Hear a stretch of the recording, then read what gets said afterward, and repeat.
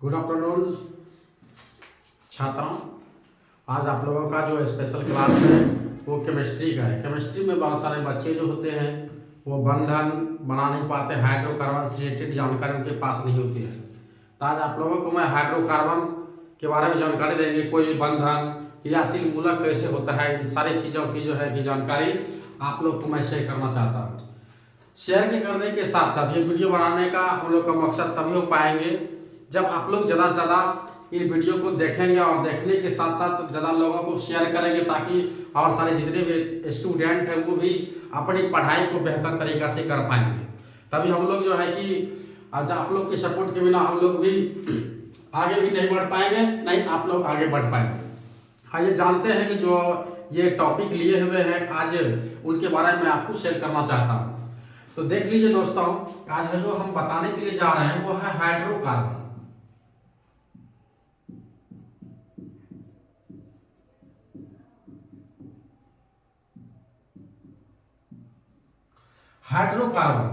Hydrocarbon जो बना हुआ है तो आप लोग को पता चल रहा है, पहला है हाइड्रोजन, दूसरा क्या है कार्बन। तो हाइड्रोजन जानते होंगे और कार्बन जानते होंगे। ये हाइड्रोजन और कार्बन के मिश्रण से क्या बनता है? Hydrogen, hydrocarbon. क्या बना है? हाइड्रोकार्बन कैसे बना है? हाइड्रोजन के माध्यम से। हाइड्रोजन प्लस क्या होता है? कार्बन। कार्बन के मिश्रण से तब जाकर के बना हुआ हाइड्रोकार्बन। अब हाइड्रोकार्बन जो में कौन कौन ग्रुप आते हैं वो आप हम लोग जानेंगे। तो हाइड्रोकार्बन में जो है सबसे पहले जो होता है वो है संतृप्त हाइड्रोकार्बन। कौन सा आता है? संतृप्त हाइड्रोकार्बन।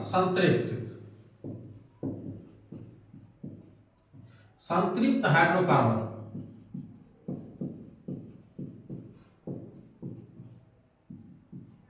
दूसरा जो होता है असंतृप्त हाइड्रोकार्बन।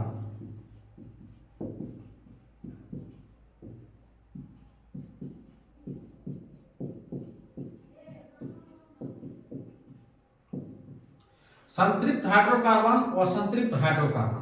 अब देखिए संतृप्त हाइड्रोकार्बन किससे कहते हैं? अगर कोई पूछ देगा आप लोग से परिभाषा, संतृप्त हाइड्रोकार्बन किसे कहते हैं बताना है दोस्तों। उस तरह के हाइड्रोकार्बन को संतृप्त हाइड्रोकार्बन कहते हैं जिसमें कि कार्बन तथा कार्बन परमाणु के बीच जो होता है एकल बंधन पाए जाते हैं।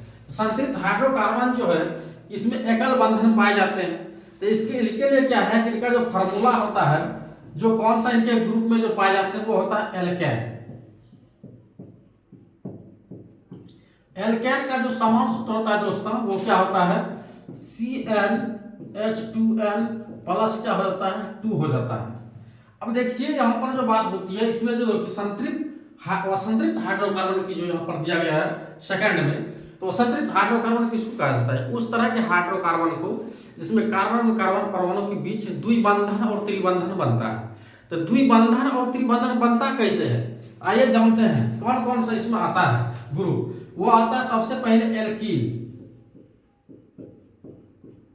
एल्कीन का जो समान सूत्र होता है दोस्तों वो होता है CnH2n। दूसरा देख लीजिए इसी में आता है, वो आता है एल्काइन। एल्काइन आता है दोस्तों। एल्काइन का समान सूत्र क्या होता है? CnH2n-2। आप देख लीजिए कोई अगर पूछे कि हाइड्रोकार्बन किसे कहते हैं, तो हाइड्रोजन और कार्बन के मिश्रण से बने यौगिक को कहा जाता है हाइड्रोकार्बन। आप देखिए यहाँ पर दिए हुए हैं हाइड्रोजन और क्या है? कार्बन। तो हाइड्रोकार्बन जो आता है दो ग्रुप, संतृप्त हाइड्रोकार्बन और संतृप्त हाइड्रोकार्बन। संतृप्त हाइड्रोकार्बन किनको कहा जाता है बताना, अपने शब्दों में बताना। जब भी आप लोग एग्जाम देने के लिए जाते हैं तो वहां पर दिया जाता है कि विद्यार्थी जो रहता है यथासंभव अपने प्रश्नों का उत्तर दें। यथासंभव मतलब है जो उनके बारे में आपको जानकारी है वो चीज को लिख करके आना है।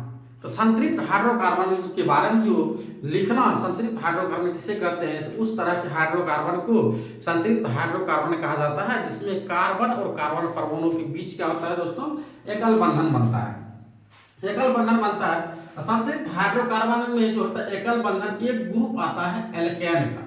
अब एल्केन का जो होता है समान सूत्र भी आपको याद रखना पड़ेगा कि CnH2n+2 होता है। दूसरा होता है क्या, वह संतृप्त हाइड्रोकार्बन। तो उस तरह के हाइड्रोकार्बन को संतृप्त हाइड्रोकार्बन कहते हैं, जिसमें कार्बन और कार्बन परमाणुओं के बीच क्या होता है, द्विबंधन और त्रिबंधन बनता है।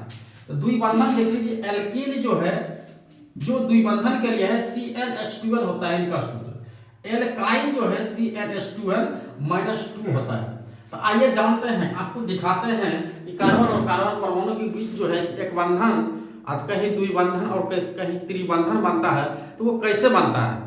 तो आइए आपको फिगर के साथ बताते हैं और समझाते भी हैं। सबसे पहले इनके लिए आपको वर्ड रूट को याद रखना पड़ता है। अब देखिए मैथ MTH इनके लिए होता है 1, ये n का मान है।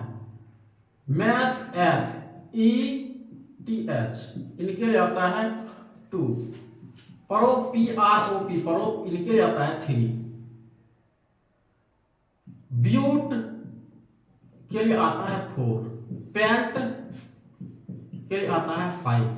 अब देखिए कैसे ये m का जो मान दिया गया है, कैसे इनको हम हल करते हैं। आप लोग भी इसी तरह हल करेंगे।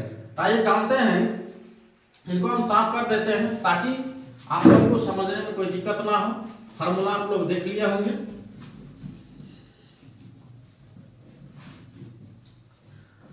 देखते हैं सबसे पहले, चलो देखिए सबसे पहले जो आपको बताए थे एकल बंधन के बारे में, संतृप्त हाइड्रोकार्बन बताए थे। एल्केन का जो सूत्र होता है क्या होता है, CnH2n प्लस क्या होता है 2। अब देख लीजिए एल्केन होगा दोस्तों, क्या होगा, एल्केन। अब देखिए n का जो मान हमें दिया गया है, क्या दिया गया है, 1 दिया गया है। इस फार्मूला पर हम लोग को क्या करना पड़ेगा, रखना पड़ेगा 2n का मान 1 प्लस क्या दिया है, 2 दिया गया है। अगर आप इनको आप हल करेंगे C, अब 2 गुना 1 होता है, क्या होगा, 2 गुना अगर 1 करेंगे 2 और 2 में प्लस 2 कर रहे हैं, कितना हो जाएगा 4। अब देखिए ये पर क्या है, ये संघनित सूत्र हो गया। CH4 जो हो गया, इनको बोलते हैं संघनित सूत्र।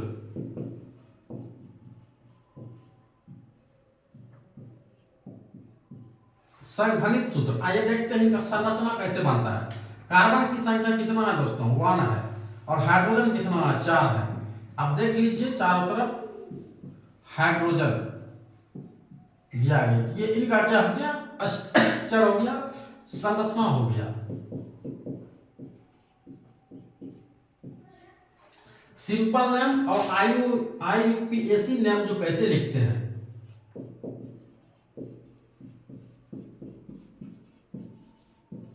देखिए सिंपल नेम कैसे लिखना। अब देखिए एक कार्बन के लिए जो क्या लिखा गया है, मेथेन, क्या है, मेथेन। इसमें क्या है, MATH कैन है, इसमें ANE जोड़ देते हैं, तो क्या हो जाएगा दोस्तों, मेथेन होगा, MATHANE मेथेन। एल्केन ग्रुप में जो है सिंपल नेम और IUPAC नेम जो होता है वो क्या होता है, समान होता है दोस्तों।